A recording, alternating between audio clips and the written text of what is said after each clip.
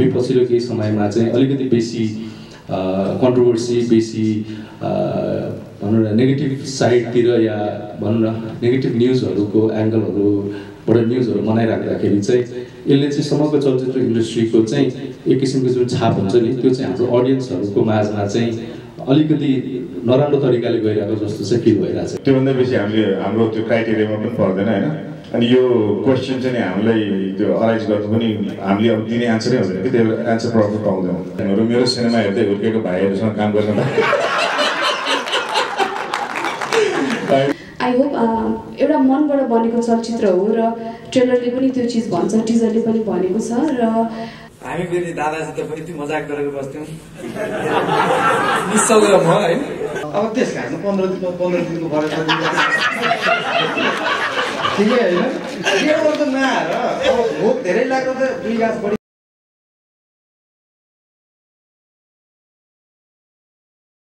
हामी फिल्मको प्रचार प्रसारहरू गर्ने चाहिँ फिल्मलाई प्रमोट होस् भनेर गरिरहेको हुन्छौँ होइन, ताकि धेरैभन्दा धेरै दर्शकसम्म चाहिँ हाम्रो फिल्म आउँदैछ भन्ने इन्फर्मेसन पुगोस्, हाम्रो टिजर ट्रेलरहरूको बारेमा थाहा होस् भनेर कुराकानीहरू गरिरहेको हुन्छौँ। तर सँगसँगै अलिकति बेसी अब तपाईँहरूलाई पनि पत्रकारहरू सबैजनालाई पनि फिल हुनुपर्ने हो कि सायद हामी पछिल्लो केही समयमा चाहिँ अलिकति बेसी कन्ट्रोभर्सी बेसी भनौँ न नेगेटिभ साइडतिर या भनौँ न नेगेटिभ न्युजहरूको एङ्गलहरूबाट न्युजहरू बनाइराख्दाखेरि चाहिँ यसले चाहिँ समग्र चलचित्र इन्डस्ट्रीको चाहिँ एक किसिमको जुन छाप हुन्छ नि त्यो चाहिँ हाम्रो अडियन्सहरूको माझमा चाहिँ अलिकति नराम्रो तरिकाले गइरहेको जस्तो चाहिँ फिल भइरहेको छ क्या। सो हामीले सायद हाम्रो अडियन्सहरूलाई चाहिँ एउटा पोजिटिभ साइड लिएर सकेसम्म कन्ट्रोभर्सीहरूमा नतानिने गरी आर्टिस्टहरूलाई पनि प्रोटेक्ट गर्नुपर्ने हुन्छ, दर्शकहरूलाई पनि डिसपोइन्ट गर्नुपर्ने हुँदैन। सो त्यो एङ्गलबाट हामी सबैले फिल्मको बारेमा प्रचार गऱ्यौँ भने अझ बेटर हुन्थ्यो कि भन्ने लाग्यो। मेरो सानो कुरा हो यो होइन,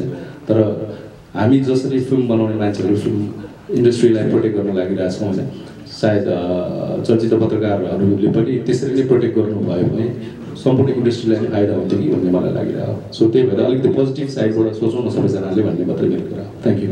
स्क्रिप्टमाथि र डाइरेक्टरमाथि विश्वास गरेर नै यो फिल्म गरेको हो, अनि त्यही भएर पनि यो चाहिँ फाइनल फिल्म आउँदाखेरि चाहिँ यसले चाहिँ यो फिल्म हेर्न आउँदाखेरि चाहिँ सके पछाडि सायद केही चिज कसैले बोकेर जान्छ होला होइन, कसैले केही चिज बोकेर गइरहँदाखेरि एन्टरटेनमेन्टको जुन एउटा हामी खोजिरहेको हुन्छ नि, फिल्म हेर्दाखेरि फिल्मले हामीलाई एन्टरटेन गराउनु पऱ्यो भन्ने जुन हाम्रो मान्यता हुन्छ नि त्यो चिज पनि पुरा गर्छ जस्तो लाग्छ। र हामीले जति विश्वास गरेर यो फिल्म गरेका छौँ सायद दर्शकहरूलाई पनि त्यति नै राम्रो लाग्छ कि भन्ने आशा चाहिँ गरेका छौँ हामीले। सो ट्रेलर हेर्दा टिजर हेर्दाखेरि पनि यो अलिकति भनौँ न कविताको लयमा बनाइएको छ होइन। सो इन्ट्रेस्टिङ तरिकाले बनिएको छ र हाम्रो मलाई चाहिँ सबभन्दा एक्साइटेड भनेको हाम्रो बुद्धिसागर दाइको यो पहिलो फिल्म हो उहाँले लेखेको त अरूहरू पनि छन् जुन 1-2वटा त मसँग घरमा हुन्छ, र यो फिल्म रिलिज हुन लागेको चाहिँ यो पहिलो भयो हुनाले त्यसको लागि पनि एकदम धेरै एक्साइटेड छु।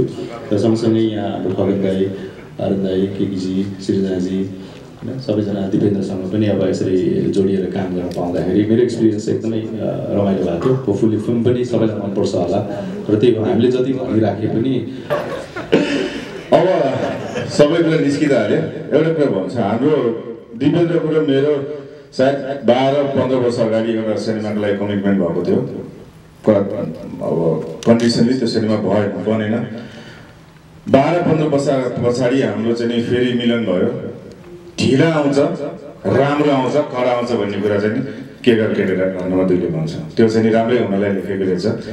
धेरै थियो इच्छा दिपेन्द्रसँग काम गर्ने, उसको सिनेमाहरू हेर्दाखेरि एक दिन चाहिँ दिपेन्द्रसँग एउटा यस्तै सिनेमामा काम गर्नुपर्छ भनेको। सायद पशुपति प्रसाद पछि त्यही एउटा फिलिङ बोकेको, त्यही एउटा अब कोही मान्छे सिनेमा घरबाट निस्किँदाखेरि मन भारी बनाएर केही सोच्दै निस्किन्छ भने त्यो सिनेमा के गर केटेर घर नम्बर 2 हो। त्यसको लागि बुद्धिसागरजीलाई पनि धन्यवाद, दिपेन्द्र के खनाललाई पनि धन्यवाद। यो अनि एन्टायर टिमहरू मेरो सिनेमा हेर्दै हुर्केको भाइहरूसँग काम गर्न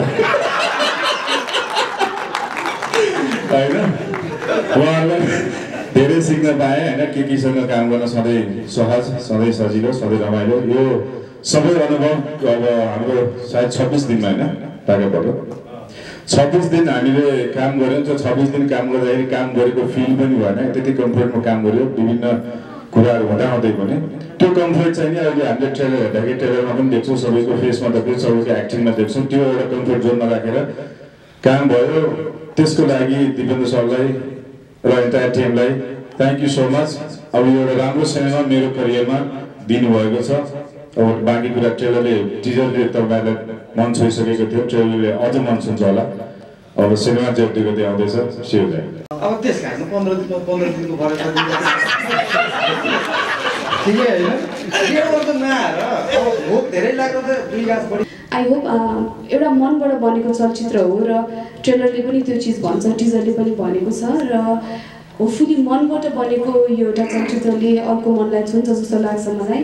यहाँहरूको प्रतिक्रिया अहिले जतिजनाबाट पनि पाएको सुखद पाएको छु। होपफुली जेठ 2 गतेबाट सिनेमा हलमा लाग्ने चलचित्रले राम्रो दर्शकको साथ पाउन सकोस् र राम्रो समीक्षा पनि बटुल्न सकोस्।